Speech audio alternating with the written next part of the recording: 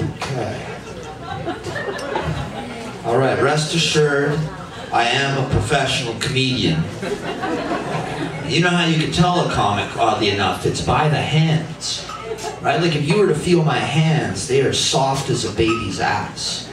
Right? Like I don't have a callus on them because I haven't worked a day since 98. Yeah, that's a shift right there. Fuck it, I'm heading home. So when people meet me for the first time and they shake my hand, like, oh my God, you have beautiful hands. You ever think about being a hand model? And I thought about it, but I bite my nails because I fucking bite them. And so I could probably only be like a really good palm model. You know, like if you were to put Canucks tickets in my palms for an ad, you'd be like, oh my God, those are beautiful tickets. Where do I get some of those?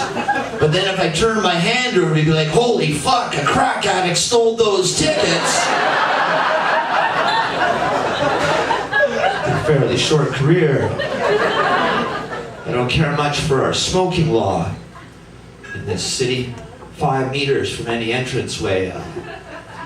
I don't mind it in other cities, just Vancouver, I don't like it. Because here the awnings only go out 4 to 8 feet in most buildings. So now if I want to have a smoke, I gotta go stand out in like the piss pouring rain to hack a butt. While the heroin addict shoots up in the dry space behind me. I know smoking's a filthy habit, but don't put us below heroin addicts. There's no one out on the street sucking cock for Export A.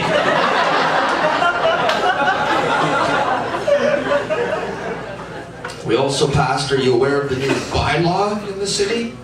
I don't know if you remember last year some woman went to jump off the Second Narrows Bridge and it took them 6 hours to talk her down. They had to shut down traffic in both directions. Apparently the head of the response team was stuck in traffic and his family drove him fucking nuts.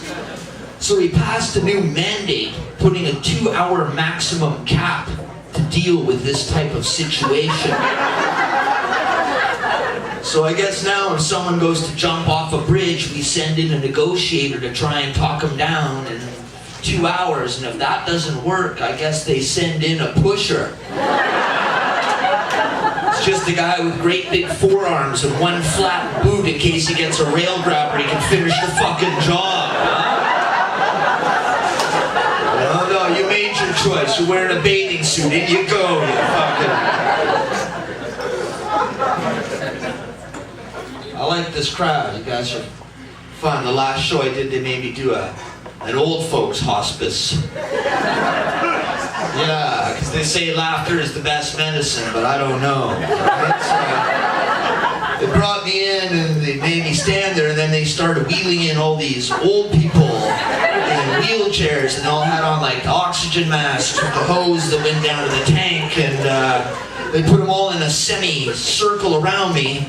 And then I just had to tell them jokes to absolute silence for 30 minutes. The only way I could tell I was doing well was every now and then when I said something that I thought was funny, you could see their oxygen masks fog up.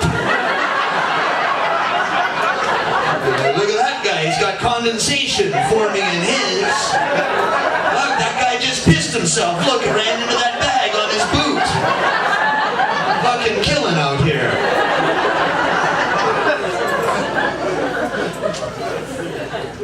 I went to the sex expo in January that we have here. My cousin took me for my birthday. He said, come on, you'll enjoy it. And I thought, oh man, it's going to be a bunch of creepy old guys in trench coats jerking off to shit. But it was full of like lots of young people getting drunk, and you just go by different sort of booths where they set up, and I came by one and it was like this hot model standing up front. She's like, are you aware of our products? And I was like, I don't know, no. What do you got? And she's like, have you seen, this is our newest line of pocket pussies. So she held out like this fake pocket pussy in her hand, and she's like, just stick your finger in there and feel that. See, she's like, doesn't that feel realistic? So I'm just standing there, sticking my finger in a fake pussy with a supermodel holding it, and I was like, I don't know, do you have something I could compare it to? And then I was like, no, that feels more like I'm feeding a horse.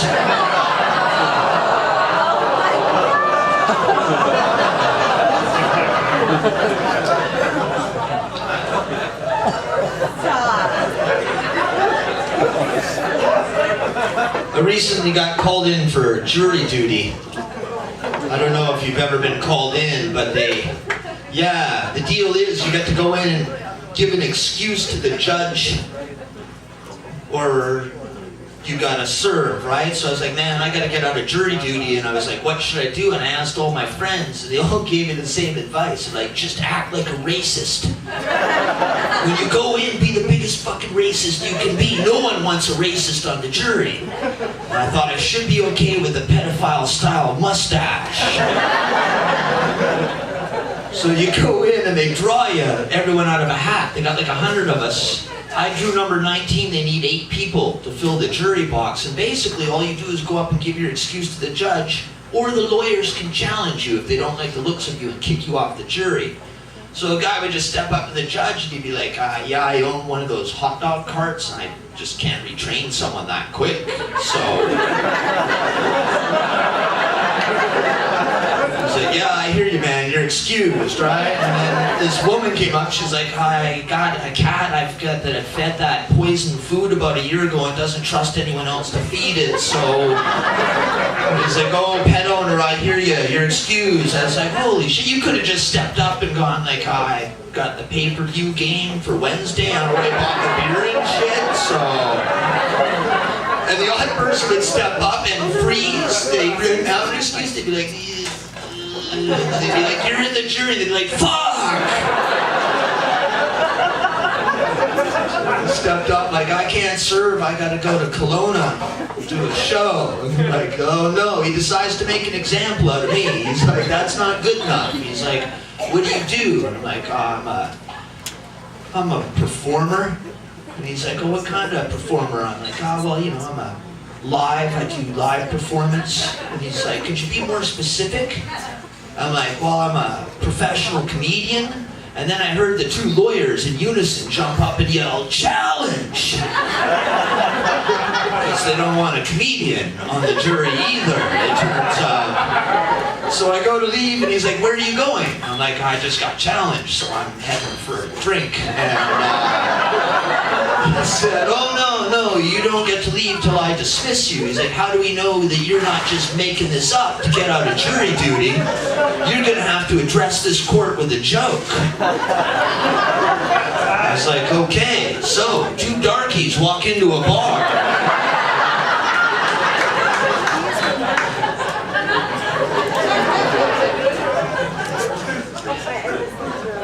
Dating season is here, huh? Yeah, you can feel it. Summer is the best time to date in Canada. Because you can get away with a walk. Right? Like I could take a woman for a walk, even if the date turns out great, it's like $4.50 for ice cream. So it's easy on the wallet. And they've always got like romantic walk on the top of the list, so you can cross that fucker off right out of the gate. So I once took this woman on a summer date and we came to this big green grassy hill, and this is where I went for my big date maneuver. Like, what do you say? You want to go for a roll down the hill? Kind of with kids, be kind of fun. I don't know if you've tried rolling down a hill as an adult, but it fucking hurts. I think the only time you're meant to roll as an adult is when you're on fire. Otherwise, you should remain upright. But I wound up screwing her. So yeah, 1 for 1 on Canada Day. Right? But the next day I was really sore, not just my shoulders from rolling down the hill. I had like a bruised pelvic area, because she's like a really small, thin girl, and I'm a fairly svelte man myself. And I don't know if you know what it's like when 2 scrawny people fuck, but it's kind of like a game of knuckles, you know? And you take it, no, you take it.